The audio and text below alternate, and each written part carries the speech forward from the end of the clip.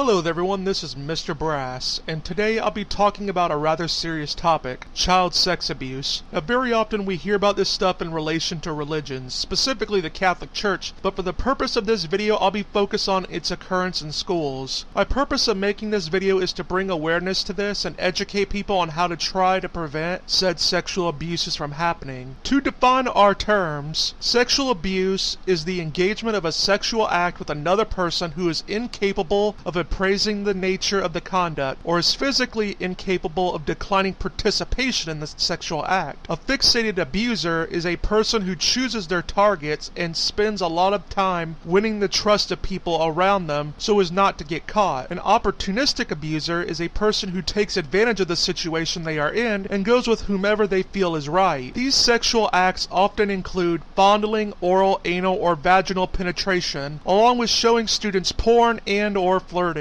Such abuse in reality is very common, sadly, with 3.5 million students reporting having physical sexual contact with an adult and 4.5 million for non-physical sexual assault. In the paper by Charol Shakeshaft entitled Educator Sexual Misconduct, a synthesis of existing literature, 1,000 researchers, policymakers, and educators were contacted in order to get a better grasp on the situation. Generally, studies documenting such cases are conducted with two methods, one based on incidence and the other based on prevalence. Incidence focuses on official reports to criminal and child protection agencies. Prevalence studies ask children and adults if they've been sexually abused by an adult. Because of this, incidence rates are generally lower than prevalence, since many children get sexually abused and don't report it to the authorities. Only about 6% of child sexual abuse cases go to the police. Pedophilia and hebephilia in of themselves are psychosexual disorders that are characterized by the sexual preferences for prepubescent to adolescent children. Now, not all pedos and hebephiles engage in sexual acts with children, and many never act on it, seeing it as an immoral perversion. Also, not all sexual contact with children is delivered by people who are hebephiles or pedophiles. Most offenders in schools are male teachers. Same-sex engagements happen, but just so you don't get the wrong idea, sexual orientation, i.e. being straight or gay, isn't an indicator in these studies. Most male teachers who engage in sexual acts with male students often identify as heterosexual and are often married to or in a relationship with a woman. Most of the time it is female students who are targeted and not males. Black people are overrepresented in being targets of sexual abuse. Sexual offenders in schools use their position of power to manipulate students in order to engage in sexual acts with students, often giving them more attention while increasing contact in order to test their silence, along with giving threats in order to ensure silence if otherwise. Offenders often seek vulnerable students whom are easier to control, and because of their position of power, it is unlikely that someone will call them out on it, especially if they're a popular teacher. Very often offenders have great records, and this is done so it is less likely someone who does know about it will call them out,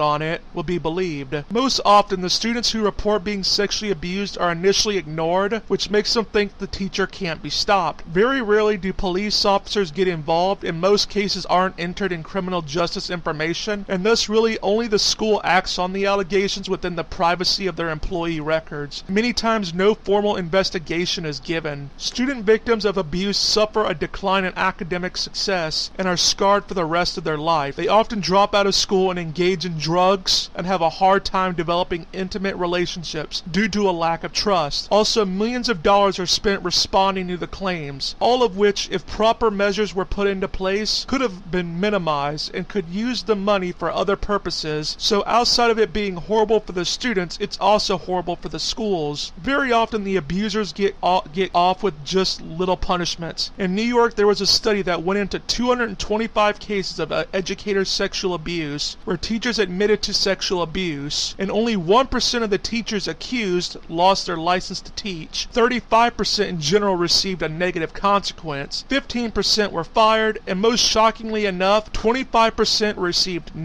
relatively no consequence, with at best being reprimanded off the record. As much as 39% of the cases involved the teachers just leaving the district with all their benefits intact, and even were given positive recommendations from the schools. While there hasn't been really any studies showing the effectiveness of prevention studies, there are some ideas of what to do that will help reduce the numbers, such as developing policies, having more thorough hiring processes, with people trained